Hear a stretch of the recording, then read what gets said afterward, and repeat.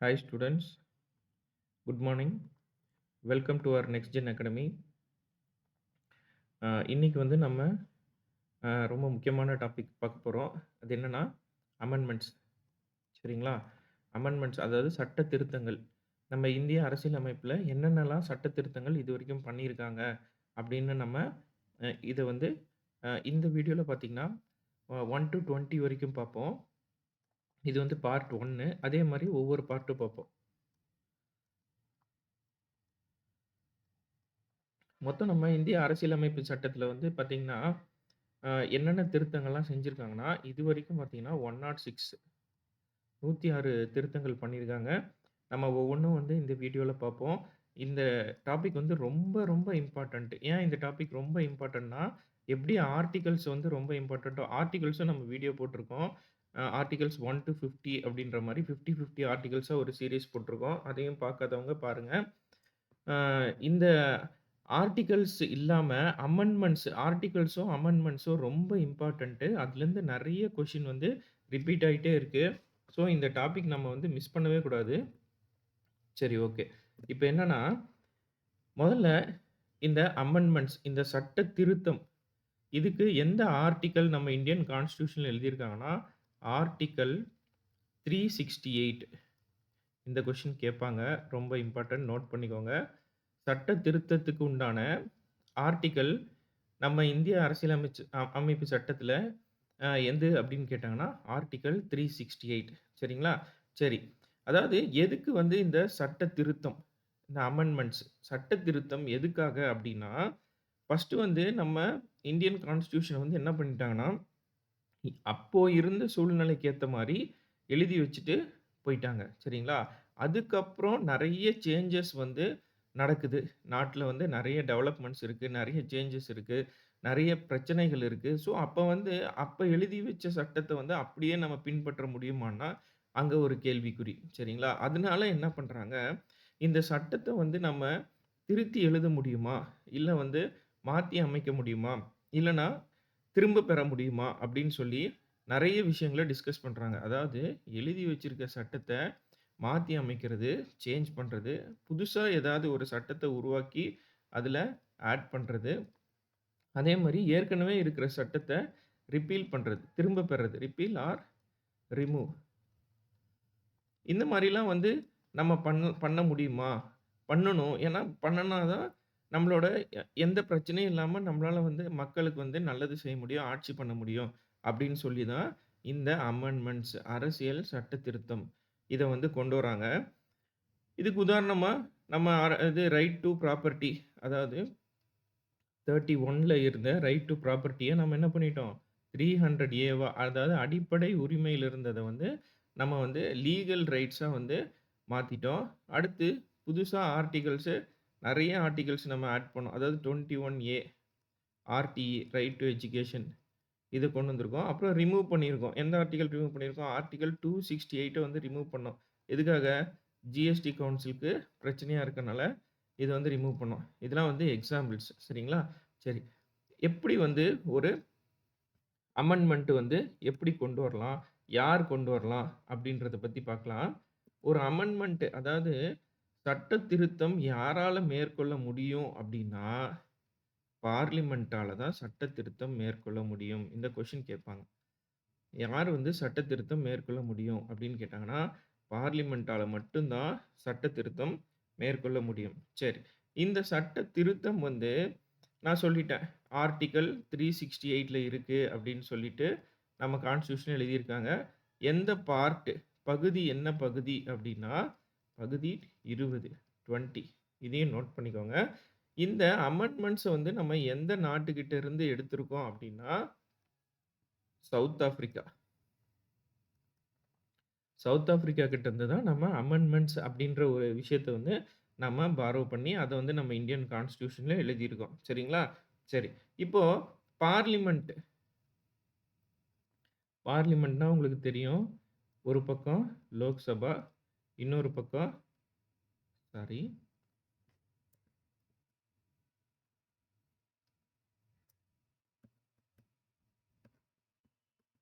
ஒரு பக்கம் லோக்சபா இருக்கும்.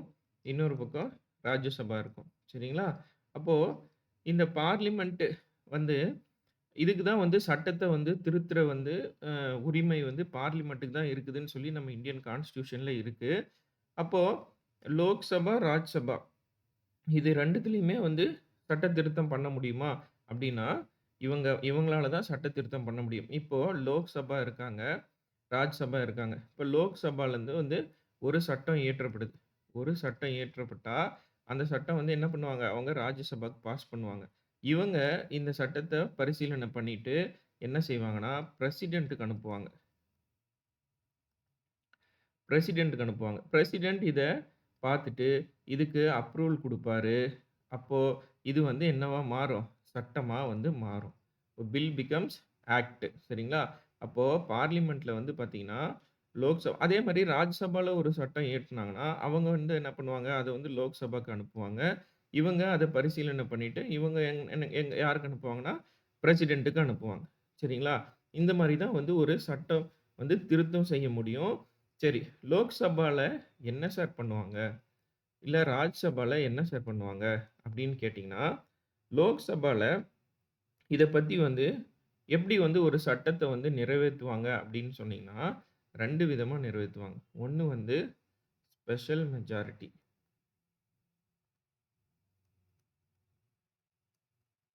இன்னொன்னு பார்த்தீங்கன்னா, சிம்பிள் மெஜாரிட்டி. இதெல்லாம் ரொம்ப இம்பார்ட்டன்ட் நோட் பண்ணிக்கோங்க. அதாவது ஸ்பெஷல் மெஜாரிட்டி அப்படின்னா என்னன்னா, ஸ்பெஷல் மெஜாரிட்டி அப்படின்னா என்ன? அப்படின்னா, மோர் தேன் இல்லன்னா மெஜாரிட்டி ஆஃப் டோட்டல் ஸ்ட்ரென்த். இப்போ ஒரு சட்டம் வந்து இன்னைக்கு வந்து ஒரு சட்டம் வந்து பரிசீலனை செய்யப்படுது அப்படின்னா, மொத்தம் வந்து நம்ம லோக்சபால வந்து உறுப்பினர்கள் எவ்வளோ பேர் இருப்பாங்க? 543 பேர் இருப்பாங்க.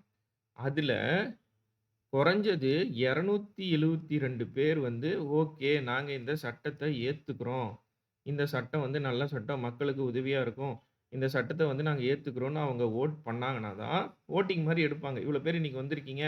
யார் யாருக்கெல்லாம் இந்த சட்டம் வந்து ஓகேன்னு தோணுது, எல்லாருமே வந்து வோட் பண்ணுங்க அப்படின்னு கேட்டாங்கன்னா, 272 பேர் அதாவது மெஜாரிட்டி ஆஃப் டோட்டல் ஸ்ட்ரென்த் வந்திருக்கிறவங்கள்ல பாதிக்கு மேல, அதாவது மோர் தேன் ஹால்ஃப் வந்து ஓகே இத வந்து சட்டமா இயற்றலாம் அப்படின்னு சொல்லிட்டாங்கன்னா, இது வந்து அடுத்தது எங்க ராஜ்சபாக்கு போயிடும். ராஜ்சபாலேருந்து பிரசிடென்ட் அசென்ட்க்கு போயிட்டு, அது வந்து சட்டமா மாறிரும். சரிங்களா?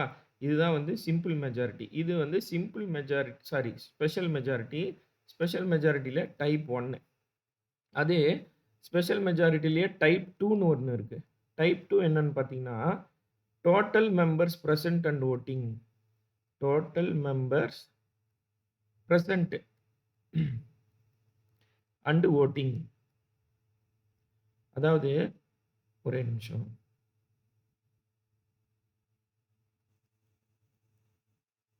அதாவது total members present and voting பார்த்தீங்கன்னா, 3ல 2 பங்கு ஓட்டு கண்டிப்பா பெற்றிருக்கணும். அதாவது இப்ப 543 பேர் இருக்கிறாங்க அப்படின்னா, குறைஞ்சது 362 ஓட்டாவது வந்து அந்த பில் வந்து செக்யூர் பண்ணியிருக்கணும். ஸோ, இந்த மாரி செக்யூர் பண்ணியிருந்தா, இது வந்து என்னது ஸ்பெஷல் மெஜாரிட்டிய தாண்டிருச்சு. அதாவது ஒரு சட்டத்தில வந்து திருத்தம் செய்றோம் அப்படின்னா, அது சாதாரணமாலாம் பண்ண முடியாது. எல்லா இப்போ இந்த லோக்சபால 543 சீட் இருக்குன்னா, எல்லா ஸ்டேட்ஸ சேர்ந்த மினிஸ்டர்ஸும் உள்ள இருப்பாங்க. சரிங்களா? அவங்க எல்லாருமே வந்து சேர்ந்து இந்த சட்டத்த வந்து நம்ம இயற்றலாம் அப்படின்னு சொல்லி அவங்க ஒப்புதல் குடுத்தாங்கன்னா மட்டும் தான், இது வந்து சட்டமா வந்து மாத்த முடியும். இல்லன்னா நம்ம கவர்ன்மெண்ட் பாட்டுட்டும், இது இது இது வந்து சட்டமா பண்ணிடலாம்ப்பா அப்படின்னு சொல்லிட்டுலாம் சட்டம்லாம் இயற்ற முடியாது. பார்லிமென்ட்ல வந்து special majority, simple majority voting பண்ணுவாங்க. அந்த வோட்டிங் அடிப்படையில தான் வந்து என்ன பண்ணுவாங்கன்னா, ஒரு சட்டமே வந்து இயற்றப்படும். சரிங்களா?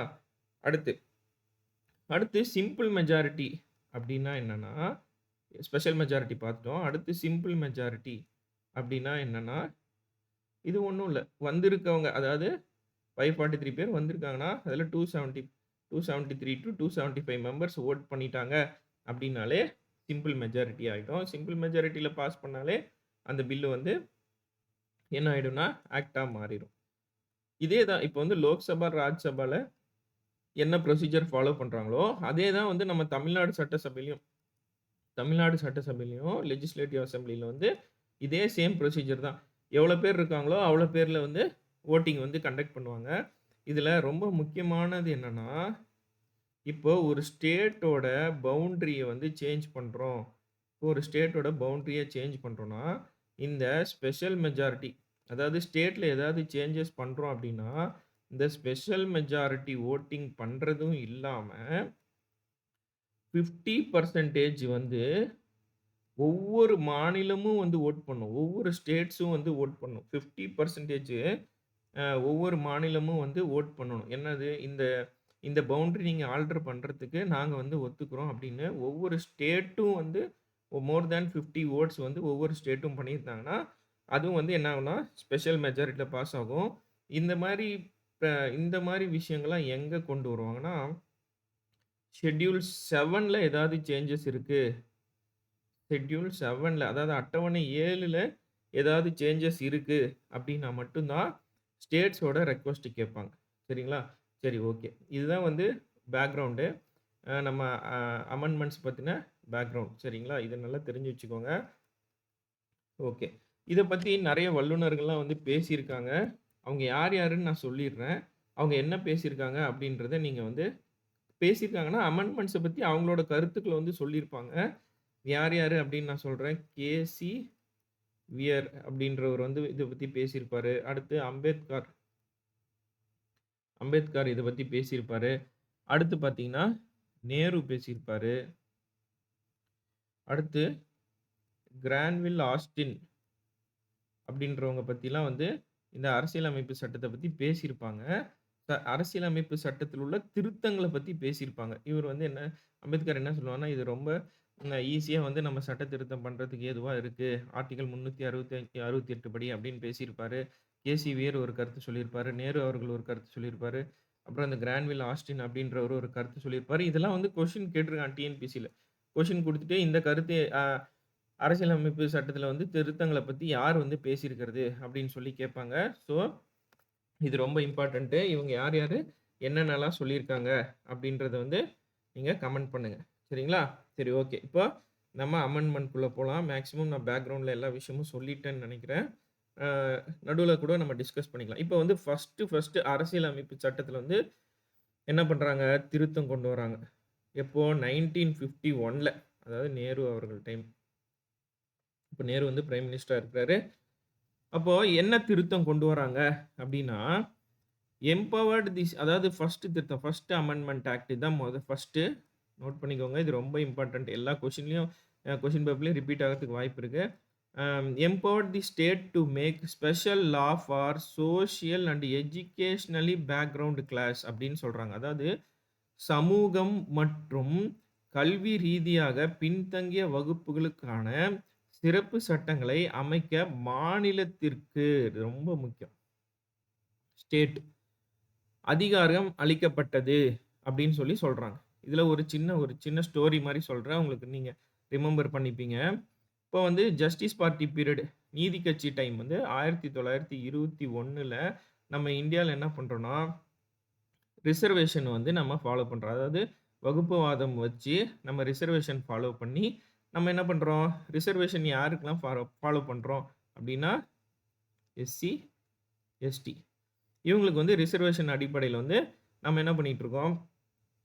வேலை வாய்ப்புல, கல்வியிலலாம் நம்ம வந்து அவங்களுக்கு வாய்ப்பு வழங்கிட்டு இருக்கோம். அப்புறம் என்ன நடக்குது அப்படின்னு சொல்லி பார்த்தீங்கன்னா, 1951 1951ல என்ன பண்றாங்கன்னா, செண்பக துரைராஜன் அப்படின்னு ஒருத்தர் வந்து எம்பிபிஎஸ் சீட்டுக்கு வந்து அப்ளை பண்றாரு. மெரிட்ல மார்க் வாங்கிட்டு எம்பிபிஎஸ் சீட்டுக்கு வந்து அப்ளை பண்றாரு. அவருக்கு சீட்டு கிடைக்கிறதில்ல. உடனே அவர் என்ன பண்றாரு? சுப்ரீம் கோர்ட்ல கேஸ் போடுறாரு. எனக்கு வந்து அடிப்படை உரிமை வந்து மறுக்கப்பட்டுருச்சு. என்னோட ஃபண்டமெண்டல் ரைட்ஸ் அதாவது ஃபண்டமெண்டல் ரைட்ஸ் என்னன்னா, ஈக்குவல் சமத்துவம் ஈக்குவல் ஆர்டிகிள் 14ல இருக்குல்ல. ஆர்டிகிள் 14ல என்ன இருக்கு? சட்டத்துக்கு முன் அனைவரும் சமம்னு இருக்கும்போது, இவங்க வந்து இந்த மாரி எஸ்சி, எஸ்டிக்கு வந்து ரிசர்வேஷன் குடுத்துருக்காங்க தமிழ்நாட்ல. ஸோ, அதனால வந்து எனக்கு எம்பிபிஎஸ் வந்து மெரிட்ல கிடைக்கல. அவரு வந்து பிசி கம்யூனிட்டியா இருப்பாரு. பிசி கம்யூனிட்டியா இருப்பாரு. எனக்கு வந்து மெரிட்ல கிடைக்கல அப்படின்னு சொல்லிட்டு சுப்ரீம் கோர்ட்ல வந்து ஒரு கேஸ் ஃபைல் பண்ணியிருப்பாரு. அப்ப சுப்ரீம் கோர்ட் என்ன பண்ணுவாங்க, உடனே வந்து தமிழ்நாடு கவர்ன்மெண்ட் வந்து கொஸ்டின் பண்ணுவாங்க. அதாவது நம்ம நம்ம பார்த்தோம். ஃபண்டமெண்டல் ரைட்ஸ்ல பார்த்தோம். என்ன பார்த்தோம்னா, ஃபண்டமெண்டல் ரைட்ஸ் வீடியோ நான் முன்னாடி போட்டிருப்பேன். அதாவது எந்த ஆர்டிக்கிள்லயுமே வந்து ரிசர்வேஷன் அப்படின்ற ஒரு வார்த்தையே மென்ஷன் ஆகலையே. நீங்க எப்படி வந்து எஸ்சி, எஸ்டிக்கு ரிசர்வேஷன்ற ஒரு விஷயத்த நீங்க குடுத்தீங்க? அப்படின்னு சொல்லிட்டு சுப்ரீம் கோர்ட் வந்து கொஸ்டின் பண்ணுவாங்க. சரிங்களா? அப்போ என்ன பண்ணுவாங்கன்னா, அப்போ உடனே என்ன பண்ணுவாங்க, இந்த 1951ல வந்து இந்த எஸ்சி, எஸ்டிக்கு உண்டான ரிசர்வேஷன் வந்து நீக்கணும். அப்படின்னு சொல்லிட்டு ஈக்குவல் ஆப்பர்ச்சுனிட்டிய ஃபாலோ பண்ணணும்னு சுப்ரீம் கோர்ட் வந்து சட்டம் போட்டுருவாங்க. அப்போ வந்து நாட்ல வந்து பெரிய பிரச்சனை நடக்கும். எஸ்சி, எஸ்டியோட ரிசர்வேஷன தூக்கிட்டாங்க அப்படின்னு சொல்லிட்டு பெரிய பிரச்சனை நடக்கும். அப்போ வந்து அந்த டைம்ல யார் இருப்பாருன்னா, காமராஜர் இருப்பாரு. அவர் வந்து இந்த பிரச்சனைய வந்து யார்ட்ட சொல்லுவார்ன்னா, நேரு கிட்ட சொல்லுவார். இந்த மாரி வந்து ஒரு பெரிய பிரச்சனையா இருக்கு. இது மாரி நாங்க வந்து 1921லேருந்து ரிசர்வேஷன் வந்து ஃபாலோ பண்ணிட்டு வரோம். எங்க ஸ்டேட்டுக்குள்ள. ஆனா வந்து இது வந்து பிரச்சனையா ஆயிட்டுருக்கு.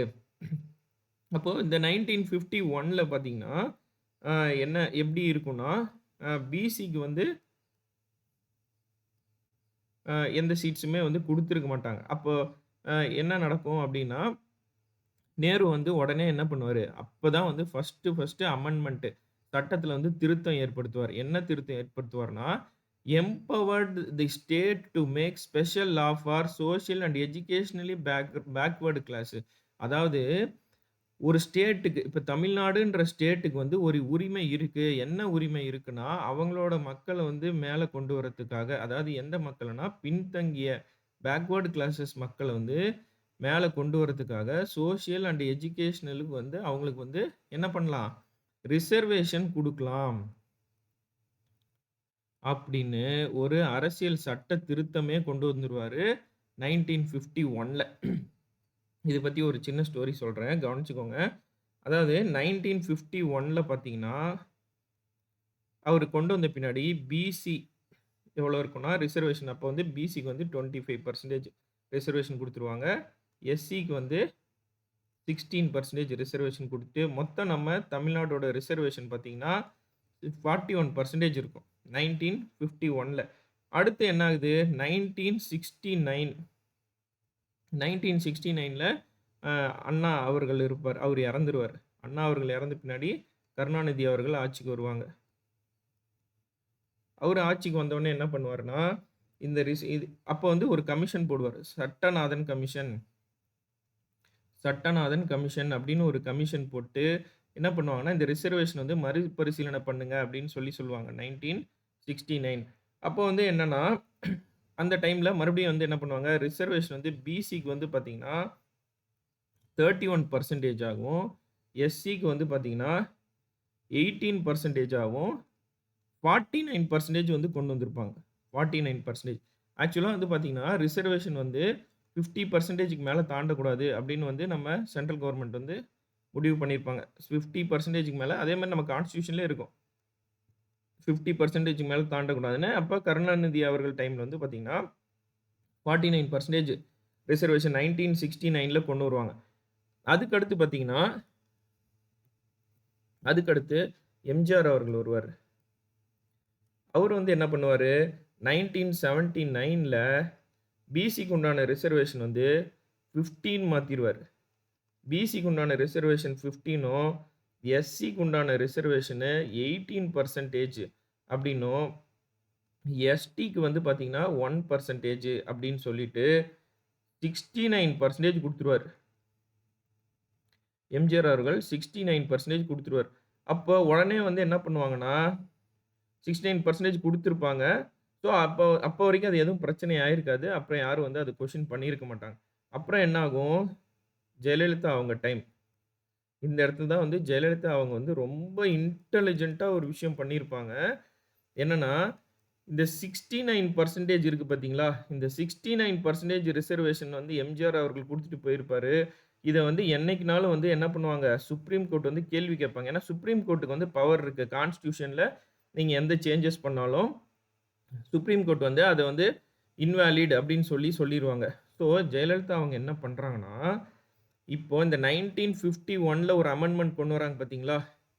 இந்த 1951ல கொண்டு வர அமெண்ட்மென்ட்ல 9த் ஷெட்யூல்னு ஒண்ணு கொண்டு வராங்க.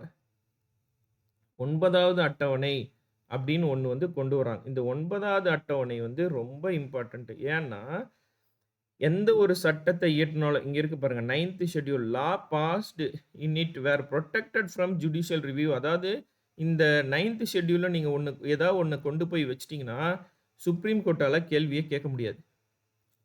ஸோ, அப்ப என்ன பண்ணுவாங்கன்னா, இந்த 69% ரிசர்வேஷன நம்ம சட்டசபையில என்ன பண்ணுவாங்க, ஸ்பெஷல் மெஜாரிட்டில வோட்டிங் பண்ணிட்டு, அப்ப இருந்த பிரசிடென்ட்க்கு அனுப்பி, சைன் வாங்கிட்டு, இத என்ன பண்ணுவாங்க, 9த் ஷெட்யூல்ல கொண்டு போய் வச்சுருவாங்க. அப்ப 9த் ஷெட்யூல்ல கொண்டு போய் வச்சதுனால தான், இன்னைக்கு வரைக்கும் நம்மளுக்கு எப்படி இருக்கு, ரிசர்வேஷன் வந்து 69% நம்ம ரிசர்வேஷன் கொண்டு வச்சிருக்கோம். அதுல பிசிக்கு 50 அப்படி இங்க இங்க எழுதுறேன் பாருங்க. பிசிக்கு 15 இருக்கிறத வந்து என்ன ஆயிடுச்சு 30 வந்து பிசிக்கு, அதாவது 30 கூட இல்ல, இப்போ வந்து குறைச்சுட்டாங்க. 26.5 வந்து பிசிக்கு, மீதி 3.5 வந்து பிசி முஸ்லீமுக்கு கொண்டு வந்துட்டோம். அதே மாரி பார்த்தீங்கன்னா, எம்பிசிக்கு வந்து 20% குடுத்தாச்சு. அதாவது இந்த 50 வந்து 30, 20ஆ பிரிக்கிறாங்க. இந்த 30 வந்து 26, 3.5ஆ பிரிக்கிறாங்க. பிளஸ் எஸ்சிக்கு வந்து 18% இருந்தது. அந்த 18%யும் வந்து என்ன பண்ணிட்டாங்க, இப்போ 3% வந்து எஸ்சிஏக்கு வந்து ஒதுக்கியாச்சு. 1% வந்து எஸ்டிக்கு. சரிங்களா? ஸோ இடம் இல்லாதனால இப்படி எழுதுறேன். நோட் பண்ணிக்கோங்க. நான் இத எரேஸ் பண்ணிடுறேன். உங்களுக்கு எக்ஸ்ப்ளைன் பண்ணும்போது ஈஸியா இருக்கும். ஸோ இதுதான் வந்து ஒரு ஹிஸ்டாரிக்கல் பேக்ரவுண்ட். எப்படி வந்து நம்ம நம்ம நாட்ல வந்து ரிசர்வேஷன் எப்படி கொண்டு வந்தாங்க, சட்டநாதன் கமிஷன் எப்படி என்ன பரிந்துரை செஞ்சாங்க அப்படின்றத பத்தி கம்ப்ளீட்டா இதுல இருக்கும். இது தெரிஞ்சுக்கோங்க. நோட் பண்ணிக்கோங்க. சரிங்களா? சரி.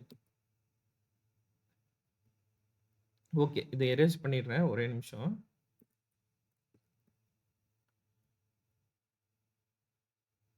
ஏன்னா, நான் எக்ஸ்ப்ளைன் பண்ணும்போது உங்களுக்கு கிளியரா இருக்கும். நான் நான் நடத்தும்போது நீங்க அந்த விஷயங்கள்லாம் இருக்கும். அப்ப பாஸ் பண்ணிட்டு நோட்ஸ் எடுத்துக்கோங்க. சரி, ஓகே.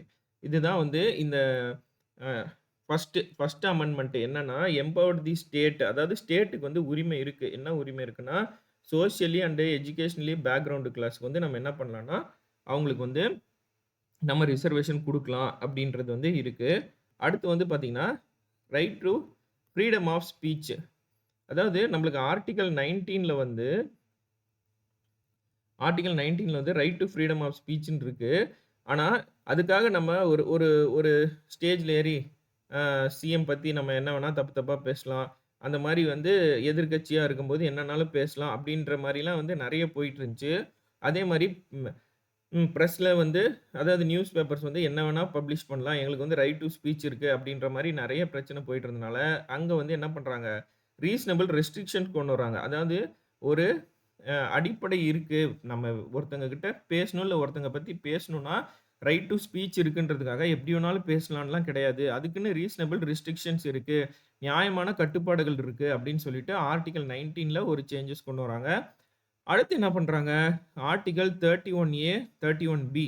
அது நம்மளுக்கு தெரியும். அப்ப வந்து ஆர்டிகிள் 31 என்னவா இருந்ததுன்னா, ஃபண்டமெண்டல் ரைட். ஃபண்டமெண்டல் ரைட்ல ஒரு ரைட்டா இருந்துச்சு. அதுவும் என்னன்னா, ரைட் டூ ப்ராப்பர்ட்டி. சொத்துரிமையா இருந்துச்சு. ரைட் டூ ப்ராப்பர்ட்டியா இருந்துச்சு. ஸோ, அப்ப வந்து நம்ம 1947, 1947, 50 அந்த டைம்ல வந்து 1950 இந்த டைம்ல அப்பதான் நம்ம வந்து விடுதலை அடைஞ்சிருந்தோம். அப்ப வந்து இந்த ஜமீன்தார்கள் வந்து பார்த்தீங்கன்னா, நெறைய நிலம் வச்சிருந்தாங்க.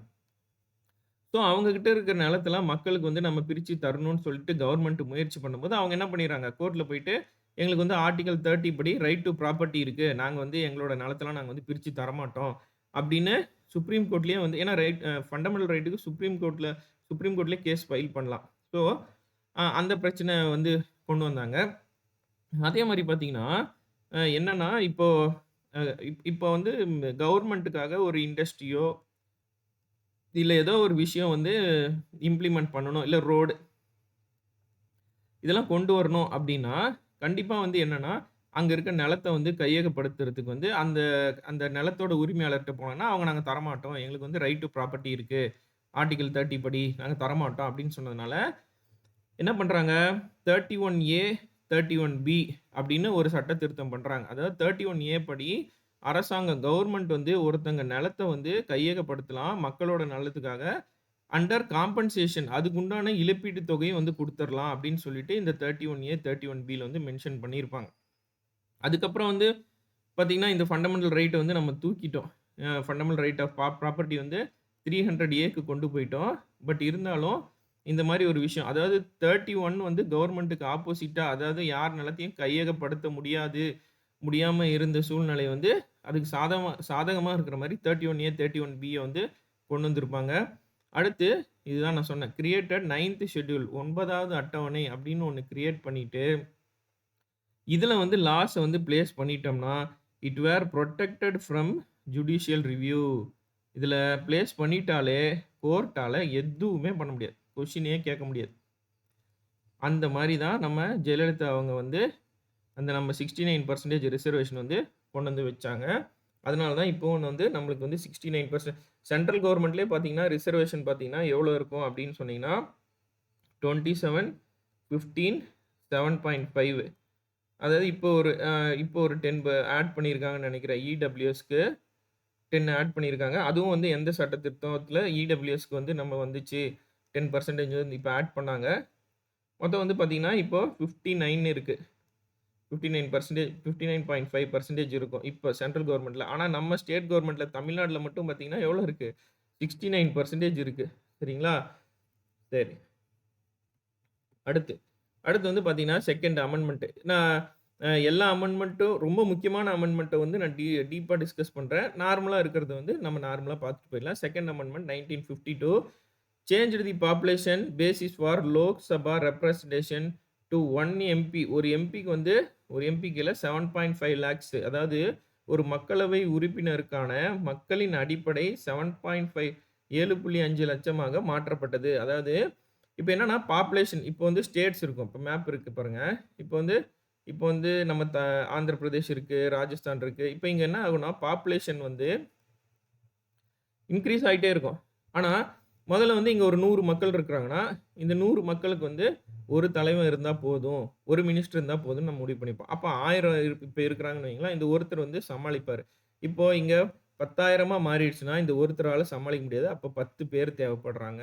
ஸோ, அப்ப பாப்புலேஷன் வந்து வருஷம் வருஷம் வந்து இன்கிரீஸ் ஆகிக்கிட்டே போறதுனால, மக்கள் தொகை இன்கிரீஸ் ஆயிட்டே இருக்கனால, மக்கள வந்து என்ன பண்றாங்க? மினிஸ்டர்ஸ் அவங்க தான் வந்து மக்களோட பிரதிநிதி. அவங்கள ரெப்ரசன்ட் பண்றவங்களும் வந்து அதிகமா இருக்கணும் அப்படின்றனால, இது வந்து என்ன பண்றாங்க? 7.5 லேக்ஸ் பீப்பிள்க்கு ஒரு எம்பி அப்படின்ற மாரி ஒரு இது வந்து கொண்டு வராங்க. இது வந்து செகண்ட் அமெண்ட்மென்ட். அடுத்து என்ஷூர்ட் ஈக்விட்டபிள் ரெப்ரசன்டேஷன் இன் பார்லிமென்ட். பாராளுமன்றத்தில் சமமான பிரதிநிதித்துவத்தை உறுதி செய்தது. சரிங்களா? இத நோட் பண்ணிக்கோங்க. அடுத்து அடுத்து தேர்ட் அமெண்ட்மென்ட் 1954. இது என்ன பண்றாங்க? ரிவைஸ்டு வந்து union and state powers in the 7த் ஷெட்யூல். இதுதான் நம்ம மேல பார்த்தோம். அதாவது 7வது ஷெட்யூல் வந்து எத பத்தி பேசுதுன்னா, சென்டர் அண்ட் ஸ்டேட் ரிலேஷன்ஸ். அதாவது நம்ம 3 இது இது நம்ம வந்து 3 விஷயம் இருக்கு. அத நோட் பண்ணிக்கோங்க. யூனியன் லிஸ்ட்ன்னு ஒண்ணு இருக்கு. ஸ்டேட்டுக்குன்னு ஒரு லிஸ்ட் இருக்கு. அடுத்து கன்கரண்ட்ன்னு ஒரு லிஸ்ட் இருக்கு. Union list, state list, concurrent லிஸ்ட்ன்னு இருக்கு. அதாவது யூனியன் லிஸ்ட்னா இது சம்பந்தமான சட்டங்கள் வந்து சென்ட்ரல் கவர்மெண்ட்டால தான் இயற்ற முடியும். இப்போ வந்து ரயில்வேஸ் இது மாரி வச்சுக்கோங்க. அடுத்து ஸ்டேட் லிஸ்ட். ஸ்டேட் லிஸ்ட்ல என்னது? நம்ம என்ஹெச், ரோட்வேஸ். ஓகேங்களா? அடுத்து கன்கரண்ட் லிஸ்ட்ல என்ன? எஜுகேஷன். எஜுகேஷன் வந்து ஃபர்ஸ்ட் ஸ்டேட் லிஸ்ட்ல தான் இருந்துச்சு. அப்புறமா என்ன பண்ணிறாங்க? அது கொண்டு போயிட்டு ஸ்டேட் லிஸ்ட்ல இருந்தத கன்கரண்ட் லிஸ்ட்ல கொண்டு வந்து வச்சுறாங்க. அப்ப என்ன பண்ணலாம்? யூனியனும் அதுக்கு சட்டம் போடலாம். ஸ்டேட்டும் வந்து அதுக்கு சட்டம் போடலாம். ஆனா யாருக்கு அதிகாரம் அதிகமா இருக்கும்னா, யூனியனுக்கு அதிகாரம் அதிகமா இருக்கும். சரி. இப்போ என்னன்னா, இங்க பார்த்தீங்கன்னா, transferred trade and commerce subjects to concurrent list. Trade and commerce வந்து என்ன பண்ணிறாங்க? கன்கரண்ட் லிஸ்ட்க்கு வந்து கொண்டு போறாங்க. இந்த மாரி இது இருக்கு. இவ்ளோ டிஃபால்ட்டா வந்து நம்ம அது ஸ்டேட்ஸ் அண்ட் சென்டர் ரிலேஷன்ஸ் பார்க்கும்போது வந்து இத நம்ம டீட்டெயில்டா பார்க்கலாம். இப்போதைக்கு இது மட்டும் பார்த்துக்கோங்க. அதாவது இங்க என்ன பண்றாங்க? Revised union and state powers in the 7த் ஷெட்யூல். அப்போ இந்த சென்டர் அண்ட் ஸ்டேட்ல ஏதாவது ஒரு சேஞ்ச் பண்ணணும்னா தான் நான் சொன்ன மாரி ஸ்பெஷல் மெஜாரிட்டி. அப்போ இங்க சேஞ்ச் பண்ணும்போது என்ன பண்ணியிருப்பாங்க? Special majority plus 50% of states வந்து வோட் பண்ணியிருக்கணும். இப்ப தமிழ்நாட்டுல இருந்து சிஎம் வந்து வோட் பண்ணுவாரு. ஓகே. இதுக்கு நாங்க ஒத்துக்கிறோம். அதே மாரி ஆந்திரா சிஎம் வோட் பண்ணுவாரு. அந்த மாரி 50% அதாவது 15 ஸ்டேட் பக்கம் வந்து என்ன பண்ணியிருக்கணும், ஓகே இந்த சட்ட திருத்தத்த வந்து நாங்க ஏத்துக்கிறோம் அப்படின்னு சொல்லிட்டு, இந்த சென்டர் ஸ்டேட் சம்மந்தமா இப்ப இந்த நீட்லாம் இருக்கு பாருங்க. நீட்லாம் வந்து பார்த்தீங்கன்னா, எஜுகேஷன் கன்கரண்ட் லிஸ்ட்ல வரும். சரிங்களா? அப்போ இது சம்மந்தமா எந்த சேஞ்ச் பண்ணணும்னாலும், என்னது யூனியன் அண்ட் ஸ்டேட் பவர்ஸ். இப்ப நம்ம என்ன பண்றோம், தமிழ்நாட்ல மட்டும் சட்டத்த தீர்மானம் நிறைவேற்றம் பண்ணிட்டு கவர்னருக்கு அனுப்புறோம். ஆனா கவர்னர் என்ன பண்றாரு, அத அப்படியே வச்சிருக்கிறாரு. எப்படி வந்து லோக்சபால வந்து ஒரு சட்டத்த நிறைவேற்றிட்டு அது பிரசிடென்ட்க்கு அனுப்புனா, பிரசிடென்ட் வந்து ஓகே. இது வந்து சட்டமாக்கலாம்ன்னு அவர் அசென்ட் குடுக்குறாரோ, அது மாரி கவர்னர் வந்து குடுக்கணும். ஆனா கவர்னர் குடுக்காம இருக்கிறாரு. இப்ப ரீசென்ட்டா வந்து சுப்ரீம் கோர்ட் வந்து கவர்னருக்கு வந்து கொஸ்டின் கேட்டிருக்கு. இது வந்து கரண்ட் அஃபேர்ஸ்ல இருக்கும். கண்டிப்பா இந்த கேள்வி வரும். கவர்னர் வந்து ஒரு பில்ல வந்து ஒண்ணு நிறைவேற்றணும். இல்லன்னா அதுக்கு உண்டான இத வந்து தமிழ்நாடு கவர்ன்மென்ட்க்கு சொல்லணும். அத விட்டுட்டு நீங்க எந்த ரிப்ளையுமே சொல்லாம நீங்க அப்படியே வச்சிருக்கிறது ரொம்ப தப்பு. அப்படின்னு சொல்லிட்டு சுப்ரீம் கோர்ட் வந்து கவர்னருக்கு வந்து கண்டனம் தெரிவிச்சிருக்கோம். அந்த நியூஸ் என்னன்னு சொல்லிட்டு அதையும் செக் பண்ணிக்கோங்க. நீட் மசோதாக்கு. நீட்டுக்கு அத நோட் பண்ணிக்கோங்க. ஓகே. அடுத்து 4த் அமெண்ட்மென்ட். 4த் அமெண்ட்மென்ட் என்னது? Limited the right to property by amending article 31. அதான் நம்ம பார்த்தோம். ஆர்டிகிள் 31A, 31C இதெல்லாம் பார்த்தோம். அப்புறம் placed more land reforms in 9த் ஷெட்யூல்ல நெறைய லேண்ட் ரிஃபார்ம்ஸ் லேண்ட் சம்பந்தமான விஷயங்கள வந்து 9த் ஷெட்யூல்ல வந்து கொண்டு போய் வச்சுட்டாங்க அப்படின்னு சொல்லிட்டு, அப்புறம் allowed the government to decide compensation during land acquisition. இப்போ ஒருத்தங்களோட நிலத்த வந்து கையகப்படுத்துறோம்னா, அவங்களுக்கு கண்டிப்பா என்ன பண்ணியிருக்கணும்? இழப்பீட்டு தொகை வந்து குடுத்துருக்கணும். அப்படி குடுக்கணும் அப்படின்றது வந்து பார்த்தீங்கன்னா, 4த் அமெண்ட்மென்ட். இப்போ பெரிய கிரவுண்ட் வருது, இல்ல ஒரு ஸ்டேடியம் வருது, இல்ல ஒரு பெரிய இடத்த கையகப்படுத்துறாங்கன்னா, அதுக்கு உண்டான காம்பன்சேஷன் வந்து அவங்களுக்கு வந்து அந்த நிலத்தோட உரிமையாளருக்கு குடுத்துருக்கணும். அப்படின்னு சொல்லிட்டு 4த் அமெண்ட்மென்ட் 1955 சொல்றாங்க. நோட் பண்ணிக்கோங்க. அடுத்து 5த் அமெண்ட்மென்ட் 1955 5த் amend mandated that state legislature must be அதாவது நம்ம தமிழ்நாடு சட்டசபையே வச்சுக்கோங்க. State legislature must be consulted before changing state boundaries. இப்போ நம்ம தமிழ்நாடு இருக்கு. இப்படி நம்ம இருக்கோம். இப்ப நம்ம தமிழ்நாடு இங்க இருக்கு. இப்ப நம்மள கேட்காம நம்மளோட ஸ்டேட் பவுண்டரீஸ வந்து ஆல்டர் பண்ணிற முடியுமா? பார்லிமென்ட், லோக்சபால, ராஜ்யசபால இருக்கிறவங்க. லோக்சபாலயும் நம்ம நம்ம ஆளுங்க ரெப்ரசன்ட் பண்றாங்க. ஆனா நம்ம வந்து மினிமம் தான். நம்ம வந்து 39 சீட்ஸ் தான் ரெப்ரசன்ட் பண்றோம். அப்ப அங்க வோட்டிங் பண்ணிட்டு, நம்ம 37 பேர் ஓட்டு போடலனா கூட 543 பேர் வந்து வோட்டிங் அங்க பிரசன்ட் ஸ்ட்ரென்த். நம்ம 39 பேர் இல்லாம மத்தவங்கள வச்சு அவங்க வோட்டிங் பண்ணிட்டாங்க. வோட்டிங் பண்ணி என்ன பண்றாங்க, தமிழ்நாட்டோட அளவு குறைச்சுட்டு, இல்லன்னா கோயம்புத்தூர் இங்கிருந்து கோயம்புத்தூர் வந்து இல்ல இந்த கேரளாவோட இணைச்சுறாங்க. இங்க கோயம்புத்தூர் இங்க இருக்கும். இப்ப கேரளாவோட இணைச்சிரலாமா?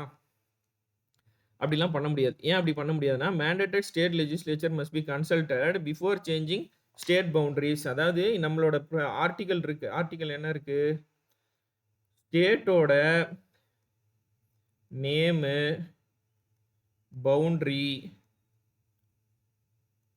எந்த சேஞ்சஸ் கொண்டு வரனாலும், ஸ்டேட்டுக்கு பேரு மாத்தணும்னாலும் சரி, பவுண்டரீஸ மாத்தணும்னாலும் சரி, அத அளவ மாத்தி இப்ப எப்படி ஆந்திராவ வந்து தெலுங்கானான்னு பாதியா பிரிச்சாங்க பாத்தியா? எது பண்ணணும்னாலும் ஆர்டிகிள் 3ன்றது நம்மளுக்கு இருக்கு.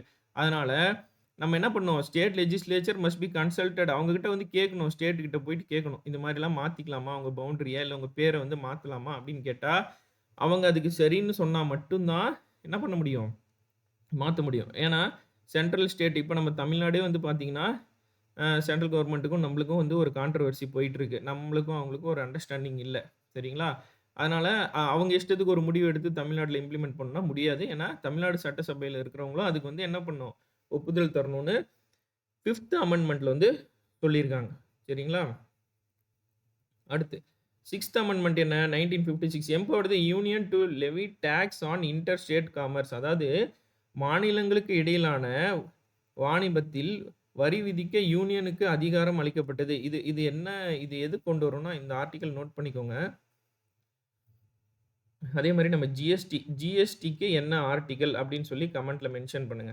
ஜிஎஸ்டியும் இதுக்குள்ள தான் வரும். ஜிஎஸ்டிக்கு ஏன்னா இது வந்து டாக்ஸ். இப்போ மாநிலங்களுக்கு வந்து அதாவது 2 மாநிலங்கள் இப்ப தமிழ்நாடு இருக்கு, கர்நாடகா இருக்கு.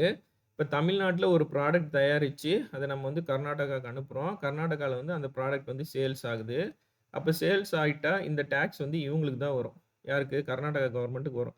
அப்ப தமிழ்நாடு வந்து பொருள் என்னோடது. அந்த டாக்ஸ நீ எனக்கு திருப்பி குடு அப்டின்லாம் வந்து கேட்க முடியாது. இது எல்லாமே வந்து நான் ஜிஎஸ்டி வீடியோ போட்டிருக்கேன். ஜிஎஸ்டில வந்து கம்ப்ளீட்டா எக்ஸ்ப்ளைன் பண்ணியிருப்பேன். அந்த வீடியோவும் நான் வந்து கீழ டிஸ்கிரிப்ஷன்ல இல்ல மேல வந்து பின் பண்றேன். பார்த்துக்கோங்க.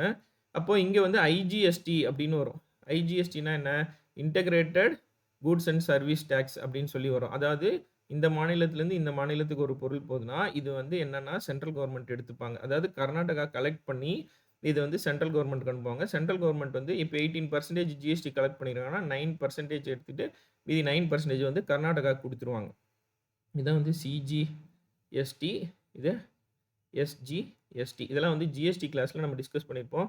ஸோ இதுதான் வந்து என்னன்னு பார்த்தீங்கன்னா, 6த் அமெண்ட்மெண்ட் பத்தி. அடுத்த அமெண்டட் ஆர்டிகல்ஸ் 269 அண்ட் 286 ஜிஎஸ்டிக்கு என்ன ஆர்டிகல்னு சொல்லி கமெண்ட் பண்ணுங்க. ஓகே. அடுத்து 7th amendment implemented state reorganisation based on language. இது ஒரு பெரிய கதை இருக்கு. நான் சொல்றேன் கவனிங்க. இப்போ ஸ்டேட் ரீஆர்கனைசேஷன் என்னன்னா, ஃபர்ஸ்ட் வந்து 1948 அதாவது ஆஃப்டர் இண்டிபெண்டன்ஸ் 1948 வந்து என்ன பண்றாங்க? தார் கமிஷன், அப்புறம் வந்து ஜேவிபி கமிஷன். நோட் பண்ணிக்கோங்க. ஜேவிபினா ஜவஹர்லால் நேரு. நேரு விக்கு வந்து வல்லபாய் பட்டேல்.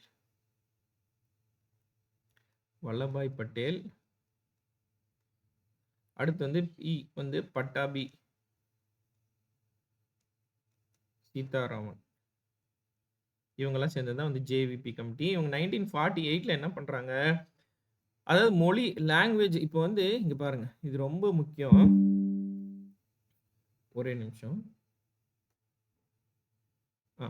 இப்போ என்னன்னா, இப்போ நம்ம ஸ்டேட்லாம் பிரிச்சிருக்கோம் பார்த்தீங்களா? இங்க வந்து மத்திய பிரதேஷ்னா, இப்போ எப்படி இது பிரிச்சிருப்பாங்கன்னு உங்களுக்கு என்னைக்காவது ஒரு டவுட் இருக்கா?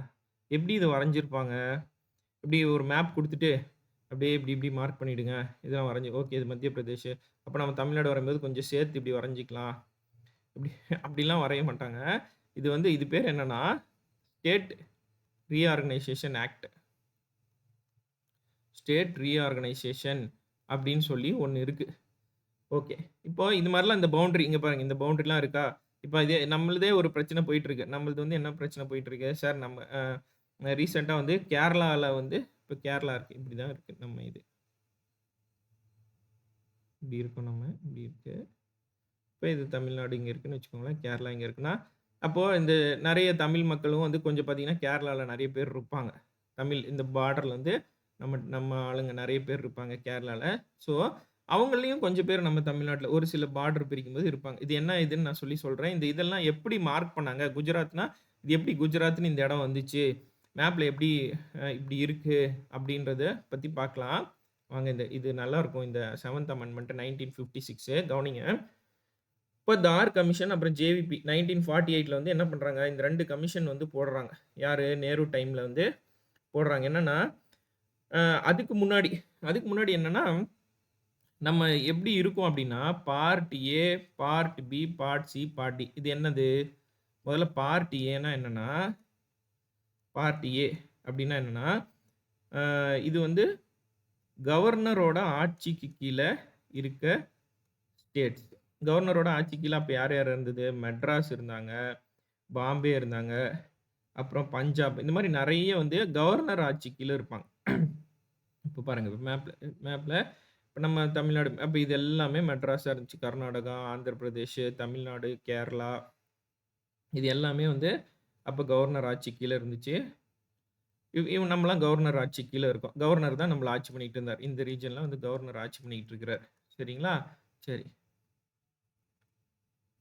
அடுத்து பார்ட் பில வந்து பார்த்தீங்கன்னா, மன்னர் ஆட்சி பிரின்ஸ்லி ஸ்டேட்ஸ். மன்னர்கள் வந்து ஆட்சி பண்ணிட்டு இருந்தாங்க. யாரு? ஹைதராபாத் நிசாம், ஹைதராபாத். அடுத்து ஜம்மு அண்ட் காஷ்மீர்ல ராஜா ஹரிசிங். அடுத்து வந்து மைசூர் மகாராஜா. இங்கெல்லாம் வந்து என்னன்னு பார்த்தீங்கன்னா, இங்க ஹைதராபாத் அதாவது ஆந்திர பிரதேஷ். இது வந்து கொஞ்சம் ரீஜன் ஆந்திரா. அப்புறம் இந்த ஜம்மு காஷ்மீர். இங்கெல்லாம் வந்து மன்னர் ஆட்சி நடந்துட்டு இருக்குது. இவங்க ஒரு பிரிவா இருக்கிறாங்க. Part B. அடுத்து பார்ட் சி யார் இருக்கிறாங்கன்னு பார்த்தீங்கன்னா, இந்த ஹிமாச்சல் பிரதேஷ். இவங்கலாம் யாருக்கு கீழ இருக்காங்கன்னா,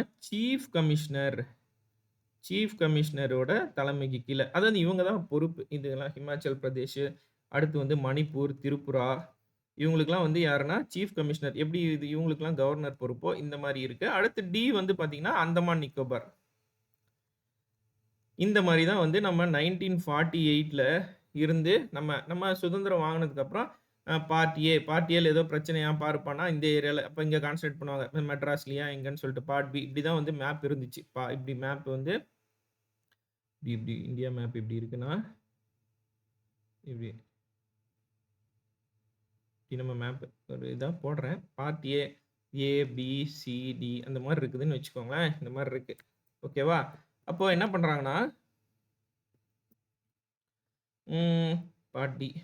இத என்ன பண்ணிடுறாங்க, இப்ப 1948ல தார் கமிஷன், ஜேவிபி கமிஷன் ஒண்ணு கொண்டு வந்து நெறைய பிரச்சனை போது. என்ன பிரச்சனை போதுன்னா, இந்த மாரி நம்ம பிரிச்சிருக்கோம். ஆனா வந்து லாங்குவேஜ் மொழிவாரி அடிப்படையில வந்து ஸ்டேட்ஸ வந்து பிரிக்க சொல்றாங்க. மொழிவாரி அடிப்படைனா எப்படி?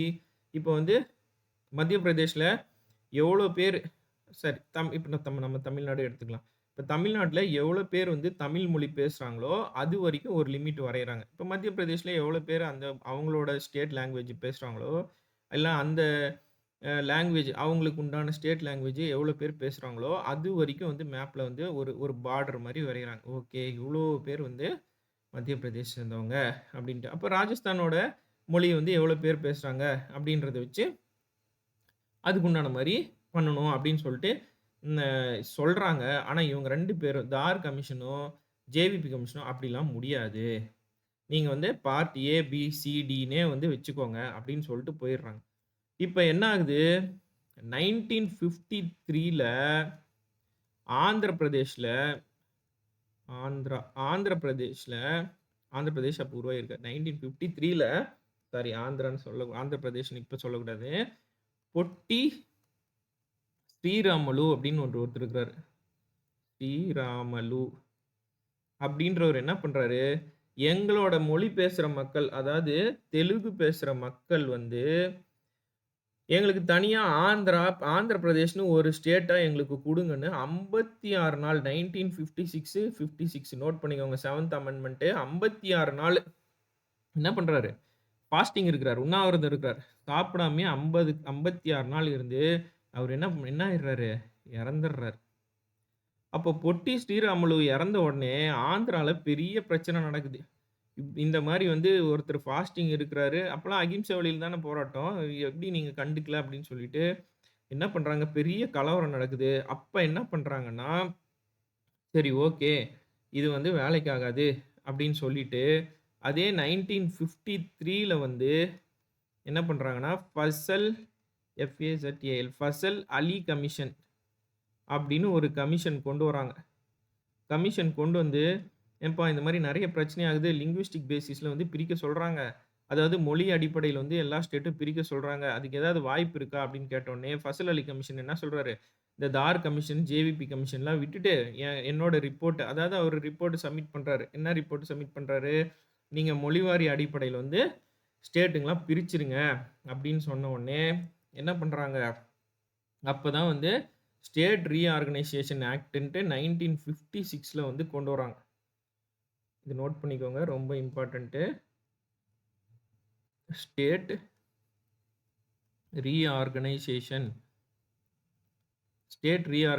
ஆக்ட் 1956ல கொண்டு வராங்க. இப்ப கொஸ்டின் கேட்பாங்க. 1956ல ஸ்டேட் ரீஆர்கனைசேஷன் மூலியமா மொத பிரிக்கப்பட்டது எந்த ஸ்டேட் அப்படின்னு சொன்னாங்கன்னா, ஆந்திர பிரதேஷ். இந்த கொஸ்டின் நெறைய வாட்டி கேட்டிருக்காங்க. அப்போ இந்த 7த் அமெண்ட்மென்ட் அத பத்தி தான் பேசுவோம். Implemented state reorganisation based on language first. அடுத்து abolished classification of states A, B, C, D அப்படின்றத நான் மென்ஷன் பண்ணியிருந்தேன். அத அபாலிஷ் பண்ணியாச்சு. அடுத்து introduce the concept of union territories. அப்போ இவரோட ஃபசல் அலி கமிஷன் படி என்னன்னா, அப்பதான் வந்து 14 ஸ்டேட்டு அப்புறம் 6 யூனியன் டெரிட்டரிஸ் நம்ம இந்தியாவுக்குள்ளே வருது. எவ்வளோ பெரிய ஹிஸ்டரி இது நோட் பண்ணிக்கோங்க. ஓகே. அதுக்கப்புறமா நெறைய ஸ்டேட்ஸ கொஞ்சம் கொஞ்சமா நம்ம பைஃபர்கேட் பண்ணி ஸ்டேட்ஸ்லாம் பிரிச்சுக்கிட்டோம். அது பார்த்துக்கோங்க.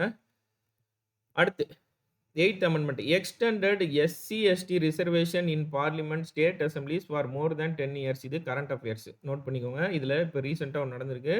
2019ல வந்து நம்ம என்ன பண்ணியிருக்கோம், பார்லிமென்ட்ல வந்து எக்ஸ்டெண்ட் பண்ணியிருக்காங்க ரிசர்வேஷன. எப்பன்னா 2020ல முடிய இருந்த ரிசர்வேஷனை வந்து 2030 வரைக்கும் எக்ஸ்டெண்ட் பண்ணியிருக்காங்க.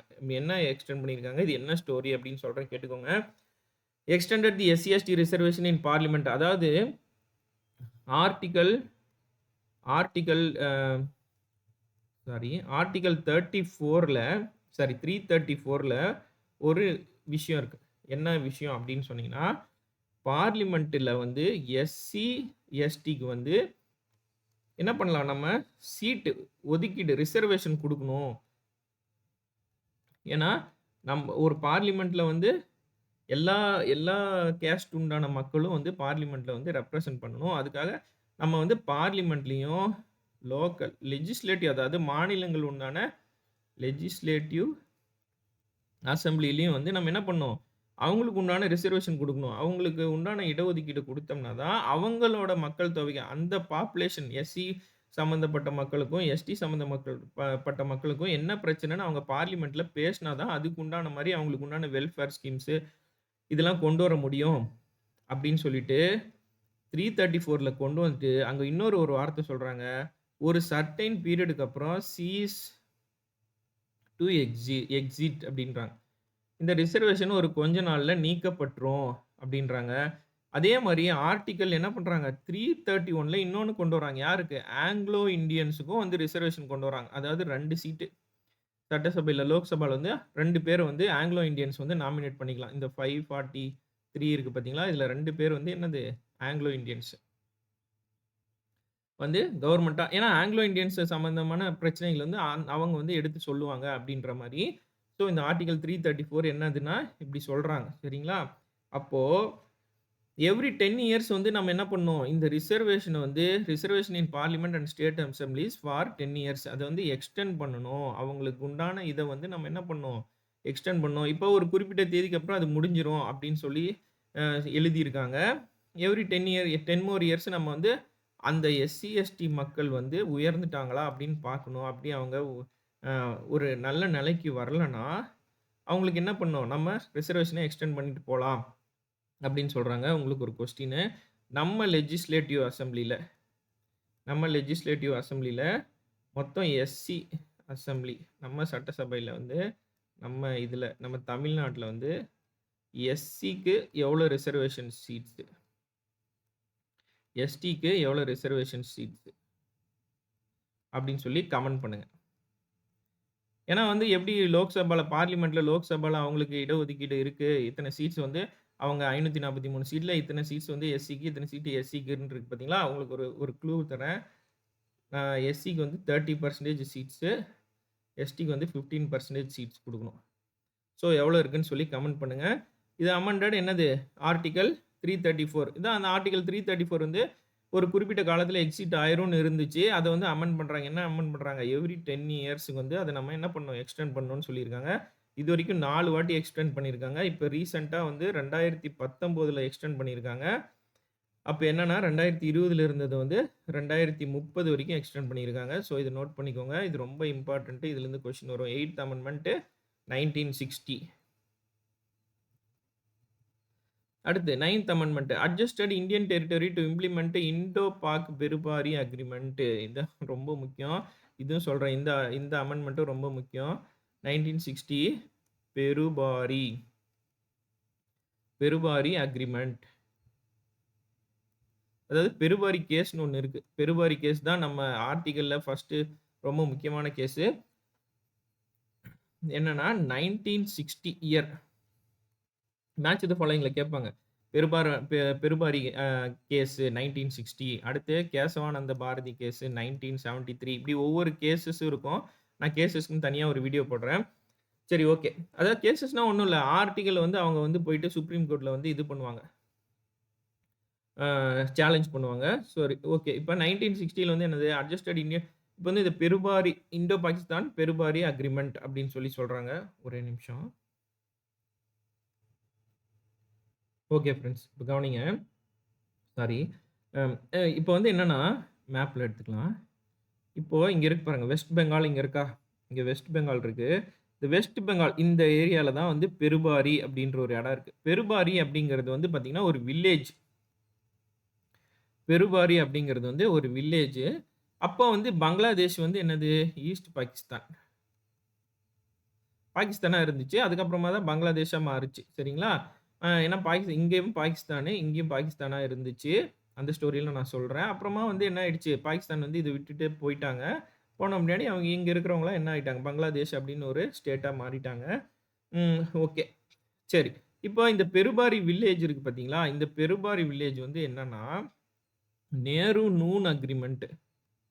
நேரு நூன் அக்ரீமென்ட்ன்னு ஒண்ணு போடுறாங்க. அந்த அக்ரீமென்ட் படி இந்த இந்த ஏரியால இருக்கிற இடத்துங்கலாம் வந்து என்னது இந்தியாவும், பாகிஸ்தானும் பிரிச்சுக்கிறாங்க. இது வந்து இந்தியாவுக்கு சேரும். இது வந்து பாகிஸ்தானுக்கு சேரும் அப்படின்னு பிரிக்கும்போது, அ ஃபர்ஸ்ட்டு வந்து என்னன்னா ராட்கிளிஃப் அப்படின்னு ஒருத்தர் இருக்கிறாரு. அவரு தான் வந்து என்னன்னா, இந்த இந்த பார்டர்ஸ் அதாவது 2 பாகிஸ்தானுக்கும், இந்தியாவுக்கும் உள்ள இந்த இந்த இது இது வந்து இந்தியா, இது வந்து பாகிஸ்தான் அப்படி இந்த பார்டர் வந்து அவரு தான் ராட்கிளிஃப் தான் வந்து வரையறாரு. இந்த பார்டர் வந்து அவரு தான் வரைஞ்சு குடுக்குறாரு. ஏன்னா 2 ஸ்டேட்டுக்கும் நடுவுல நின்னு அவரு தான் வந்து வரைஞ்சு குடுக்குறாரு. அப்ப அவரு என்ன பண்றாருன்னா, அவரு வரைஞ்ச பவுண்டரில வந்து ஆக்சுவலா இந்த பெருபாரி அப்படின்ற வில்லேஜ்ல வந்து பெருபாரி அப்படின்ற வில்லேஜ்ல வந்து பார்த்தீங்கன்னா, ஹிந்துஸ் நெறைய பேர் இருக்காங்க. ஆனா, அவரு வந்து இத மறந்துடுறாரு. அவரு டிரா பண்ணும்போது இத வந்து இந்தியா கூட சேர்த்துறதுக்கு வந்து மறந்துடுறாரு. சரிங்களா? அப்போ பாகிஸ்தான் என்ன பண்றாங்க, இது இந்தியா கூட வந்து சேர்க்கப்படல அப்படின்னு சொல்லிட்டு, பாகிஸ்தான் வந்து இது எங்களுது அப்படின்னு சொல்லி எடுத்துக்கிறாங்க. இந்தியாவும் வந்து சரி ஓகே, நூர்ன் அக்ரீமெண்ட் படி நாங்க எங்களுக்கு தேவையானத எடுத்துக்கிறோம். நீங்க பெருபாரி வந்து சேர்த்துக்கோங்கன்னு சொன்னோனே, வெஸ்ட் பெங்கால்ல தானே பெருபாரி இருக்கு. அவங்க வந்து நீங்க யார கேட்டு பெருபாரி வில்லேஜ வந்து பாகிஸ்தானுக்கு குடுத்தீங்க? அப்படின்னு சொல்லிட்டு என்ன பண்றாங்க, சுப்ரீம் கோர்ட்க்கு போறாங்க. சரிங்களா? சுப்ரீம் கோர்ட்க்கு போனோனே, சுப்ரீம் கோர்ட் இந்த கேஸ விசாரிக்கிறாங்க. வெஸ்ட் பெங்கால் வந்து இந்தியா மேல வந்து சொல்றாங்க. இந்த மாரி எங்கள கேட்காம வெஸ்ட் பெங்கால் ஸ்டேட் வந்து சொல்லுது. யூனியன் யூனியன் வந்து எங்கள கேட்காம வந்து பெருவாரி யூனியன் வந்து பாகிஸ்தானுக்கு குடுத்துட்டாங்க அப்படின்னு சொன்ன உடனே, சுப்ரீம் கோர்ட் என்ன பண்றாங்க, இந்தியா ஒரு தீர்ப்பு சொல்றாங்க. என்ன தீர்ப்புனா, இந்தியாவோட பார்டர்ஸ் பவுண்டரீஸையும் நேமு இல்ல வெளியிலேருந்து யாராவது வந்தாங்கன்னா, அவங்கள சேர்த்துக்கிறது. அதாவது சிக்கிம் வந்த இந்த மாரி சேர்த்துக்கலாமே ஒழிய, இந்தியான்ற இந்தியாவ வந்து நீங்க என்ன பண்ணலாம், நீங்க இந்த மாரி பார்டர்ஸ் இதெல்லாம் சேர்த்துக்கலாம். அதாவது ஆல்டர் இப்படி ஒரு பவுண்டரி இருக்குன்னா, இந்த பவுண்டரினா இப்ப இது ஒரு ஸ்டேட்ன்னு வச்சுக்கோங்களேன். இது வந்து பீகார்ன்னு வச்சுக்கலாம். இந்த பீகார வந்து நீங்க ஆல்டர் பண்ணலாம். ஜார்க்கண்ட்ன்னு ஆல்டர் பண்ணலாம் ஒழிய ஆல்டர்னா இது ஒரு ஸ்டேட்டா உங்களால மாத்த முடியுமே தவிர, இத வந்து இதனோட பரப்பளவ வந்து இந்த ஏரியா அதாவது பரப்பளவு ஏரியாவ வந்து உங்களால குறைக்க முடியாது. டிமினிஷ் பண்ண முடியாது. இப்ப இத தூக்கி நம்ம வேற ஸ்டேட்டுக்கு குடுத்துர்றோம். வேற கண்ட்ரிக்கு குடுத்துர்றோம். சாரி. இப்படி அப்ப குடுத்துட்டா என்ன ஆயிரும்? இதனோட பரப்பளவு வந்து குறைஞ்சிரும். பரப்பளவ வந்து குறைக்கிறதுக்கு உண்டான ஆர்டிகள் எங்கேயுமே இல்ல அப்படின்னு சுப்ரீம் கோர்ட்ல ஒரு ஜட்ஜ்மென்ட் குடுத்தாங்க. அப்ப என்ன ஆகுது? பாகிஸ்தான் வந்து கொஸ்டின் பண்றான். நீங்க வந்து உங்களுக்கு தேவையானத எடுத்து பெர்பரி வில்லேஜ் எங்களுக்கு குடுத்துருந்தீங்க. ஆனா சுப்ரீம் கோர்ட் இந்த மாரி பண்ணிட்டாங்க. என்ன பண்ண போறீங்க? அப்படின்னு சொல்லிட்டு பாகிஸ்தான் வந்து இந்தியாவ கொஸ்டின் பண்ண உடனே, அப்பதான் நேரு என்ன பண்றாரு? 9த் அமெண்ட்மென்ட் 1960 கொண்டு வராரு. கொண்டு வந்துட்டு adjusted the Indian territory to implement Indo Pak Berubari agreement. அப்போ ஒரு சட்டத்த நிறைவேற்றிறாரு. என்ன நிறைவேற்றுறாரு? அமெண்ட்மென்ட் இன் ஃபர்ஸ்ட் ஷெட்யூல் அதாவது முதல் அட்டவணையில திருத்தம் செஞ்சுறாரு. செஞ்ச உடனே என்ன பண்ண முடியும்? ஓகே.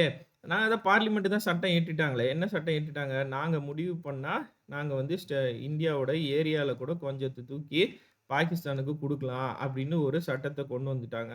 அதன்படி பெருபாரி வில்லேஜ் வந்து என்ன ஆயிடுச்சு? பாகிஸ்தான் கூட போயிருச்சு. வெஸ்ட் பெங்கால்ல இருந்து. ஓகேங்களா? இத நோட் பண்ணிக்கோங்க. வீடியோ ரொம்ப லென்த்தா போகும்னு நெனைக்கிறேன். கொஞ்சம் ஃபாஸ்ட்டா முடிக்கிறேன். அடுத்து 10த் அமெண்ட்மென்ட் இன்கார்ப்பரேட்டட் தாதர் நாகர் ஹவேலி அதாவது இத வந்து என்னது? நம்ம இந்தியாவோட இன்கார்ப்பரேட் பண்றோம். இங்க இருக்கு பாருங்க. தாதர் நாகர் ஹவேலி. இத வந்து நம்ம என்ன பண்றோம்? இந்தியாவோட இன்கார்ப்பரேட் பண்ணிர்றோம். சரிங்களா? இங்க இருக்கு. நோட் பண்ணிக்கோங்க. இதெல்லாம் அப்ப வந்து தனியா இருந்துச்சு. பிரின்ஸ்லி ஸ்டேட்ஸாவோ இல்ல தனியா இருந்துச்சு. இந்தியாவோட சேர்த்துர்றோம். அதுக்கு ஒரு அமெண்ட்மென்ட்.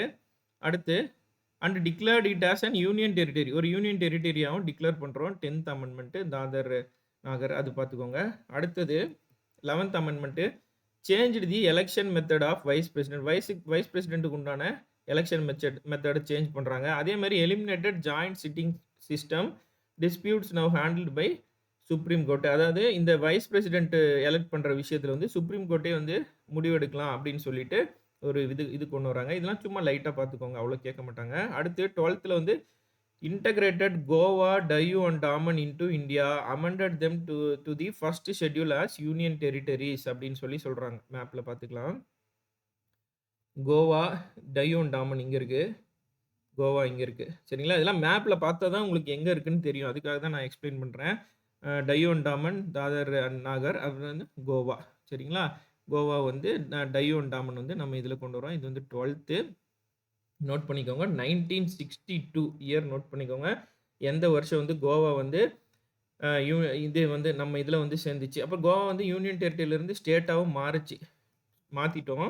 அதுக்கு என்ன அமெண்ட்மென்ட் கொண்டு வந்தோம் அப்படின்றதும் பின்னாடி வரும் பார்த்துக்கலாம். 1962ல இவங்க இவங்க இப்போ 1961ல தாதர் அண்ட் நாகர். இத நோட் பண்ணிக்கோங்க. கேட்பாங்க 12th amendment, 10th amendment. Okay. அடுத்து 13th அமெண்ட்மென்ட். 13th அமெண்ட்மென்ட் என்னது? Granted special provisions to Nagaland. நாகாலாந்துக்கு ஸ்பெஷல் ப்ரொவிஷன்ஸ் குடுக்குறாங்க. சிறப்பு விதிமுறைகள் வழங்கப்பட்டன. Inserted article 371A protects customary laws, religious practices. இது நோட் பண்ணிக்கோங்க. எந்த ஆர்டிகல் வந்து இன்சர்ட் பண்ணாங்க? நாகாலாந்து கொண்டு வந்தது வந்து 1962 13th அமெண்ட்மென்ட். ஓகேங்களா? அடுத்து 14th அமெண்ட்மென்ட். இது ரொம்ப முக்கியம். Included Pondicherry into Indian union. அதாவது allowed legislature in some union territory. இப்பயுமே வந்து பாண்டிச்சேரிக்கும் தமிழ்நாடுக்கும் வந்து என்னது? Legislative assembly plus supreme high court எல்லாமே ஒண்ணு தான். பாண்டிச்சேரிக்கும் நம்மளுக்கும் தமிழ்நாட்டுல இருக்கிற ஹை கோர்ட் தான். அது நோட் பண்ணிக்கோங்க. 14th amendment 1962 allowed legislature in some union territories. அடுத்து 15th அமெண்ட்மென்ட் 1963 என்னன்னா increase the retirement age of high court judge from, அதாவது 60ல இருந்த ரிட்டையர்மெண்ட் ஜட்ஜ் ஹை கோர்ட் ஜட்ஜுக்கு வந்து என்னது 62ன்னு மாத்துறாங்க. Allowed appointment of acting and additional judges. Acting judges அடுத்து அடிஷனல் ஜட்ஜஸ்ன்ற போஸ்ட்லாம் வந்து அப்பாயின்மெண்ட்டுக்கு குடுக்குறாங்க.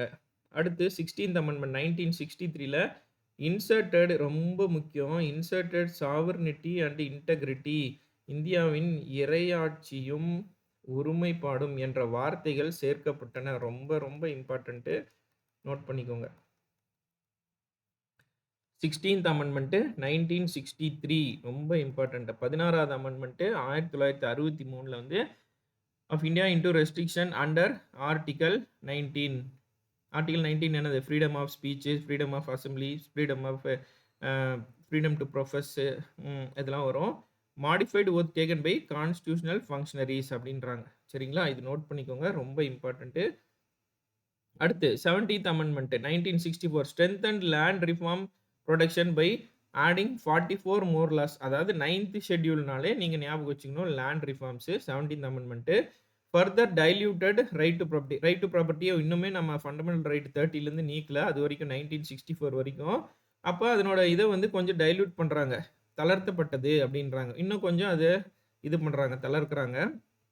அடுத்து 18th amendment 1966 clarified the definition of state to include union territories under article 3. article 3 படி ஸ்டேட்ன்ற வார்த்தை வந்து யூனியன் டெரிட்டரிஸையும் இன்க்ளூட் பண்ணும் அப்படின்னு சொல்றாங்க. 18th amendment. மாநிலம் என்பதன் வரையறை யூனியன் பிரதேசங்களை உள்ளடக்கியது. அதுதான் நான் சொன்னேன் பாத்தீங்களா?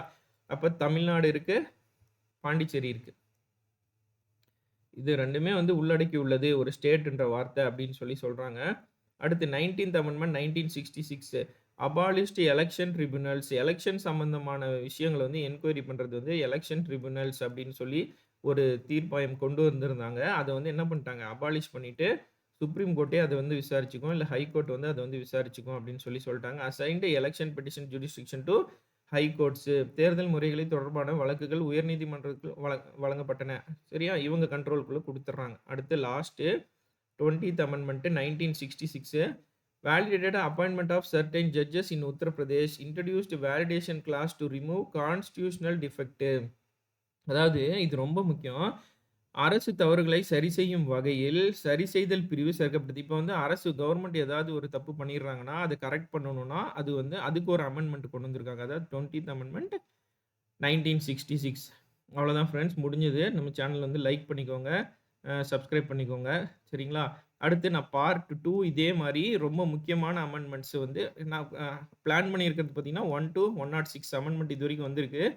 2020 வந்து நான் உங்களுக்கு பார்ட் பை பார்ட்டா வீடியோ போடுறேன். ஒவ்வொன்னுத்துலயும் வந்து முக்கியமான ஆர்டிகிள்ஸ வந்து நம்ம டீட்டெயில்டா டிஸ்கஸ் பண்ணுவோம். நார்மல் ஆர்டிகிள்ஸ் வந்து ஜஸ்ட் கோ த்ரூ பண்ணுவோம். பட் 106ம் நம்ம லேர்ன் பண்ணி ஆர்டிகிள்ஸ் வர கொஸ்டின 100 அவுட் ஆஃப் 100 நம்ம ஸ்கோர் பண்ணணும். இதான் நம்ம டார்கெட்டு.